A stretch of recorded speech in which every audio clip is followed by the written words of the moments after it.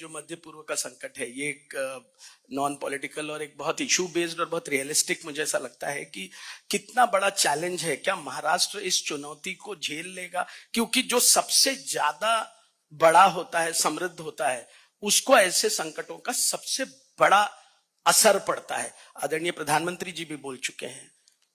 पहले तो मैं प्रधानमंत्री जी को धन्यवाद दूंगा।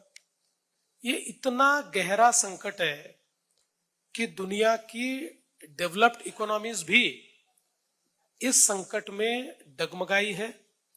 दुनिया की डेवलप इकोनॉमीज ने कई जगह पर 2-2, 3-3 दिन, हफ्ते में लॉकडाउन कर दिया है। करीब करीब एवरेज पेट्रोल डीजल के प्राइसेस ये डेवलप्ड इकोनॉमी में और डेवलपिंग इकोनॉमी में 30% से ज्यादा बढ़े, मोर देन 30%। लेकिन बावजूद उसके हमारे यहाँ आज भी सप्लाई चेन लगातार अनअफेक्टेड रखी हुई है। हमारे यहाँ जरूर पेट्रोल डीजल का भाव बढ़ा है, लेकिन 3 रुपया, 3.5 रुपया भाव बढ़ा है। जहां हम लोग अगर देखें तो दुनिया में, जिसे पाकिस्तान हमारा पड़ोसी देश है, अब पाकिस्तान में पेट्रोल का भाव 450 रुपए पर पहुंच गया है और फिर भी मिल नहीं रहा है।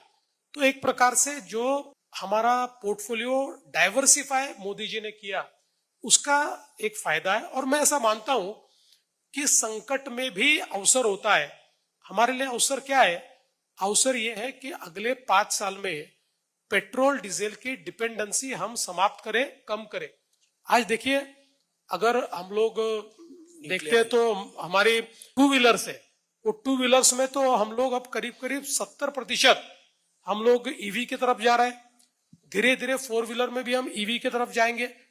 तो एक बार हमारा ईवी का मार्केट ये ठीक से एस्टेब्लिश हो गया तो भारत में विशेष रूप से सोलर पावर के कारण हमारे पास पावर की कमी नहीं है।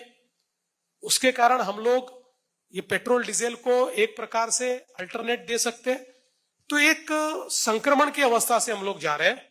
इसको अवसर मानकर हम लोग, चाहे वो पावर मतलब इलेक्ट्रिसिटी हो, चाहे वो सीबीजी हो, चाहे अलग अलग प्रकार के अल्टरनेटिव्स हो, इनका जितना हम लोग इस्तेमाल शुरू करेंगे और इनमें जितना निवेश करेंगे, मुझे ऐसा लगता है कि हम लोग अपनी डिपेंडेबिलिटी ये इंपोर्ट के ऊपर कम करेंगे।